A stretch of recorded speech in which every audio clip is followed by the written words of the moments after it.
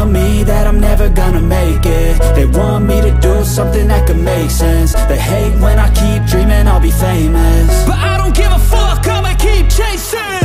I got all this potential that's deep inside of me, but they hate when you're successful cause they try to be. They sit there being judgmental because you're trying things, and they just want you to settle and do the right thing. So get a good job, don't slack off. Wake up every morning, make a good impression on your boss. Don't do anything that I wouldn't do.